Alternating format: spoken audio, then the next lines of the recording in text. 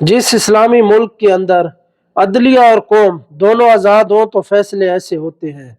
आज से 2-3 दिन कबल ईरानी मौसीकार को गुस्ताखी रसूल सल्लल्लाहु अलैहि वसल्लम के जुर्म में फांसी की सज़ा सुना दी गई, और दूसरी तरफ हमारा मुल्क पाकिस्तान, जो कि इस्लाम पर बना एक इस्लामी मुल्क कहलाता है, उसके अंदर सिंध हाई कोर्ट के जज इकबाल काउडू ने तौहीन रिसालत के मुर्तकिब हुए मुतअद्दिद मुजरिमान को रिहा कर दिया और गुलामान रसूल सल्लल्लाहु अलैहि वसल्लम के जज्बात को मजरूह किया।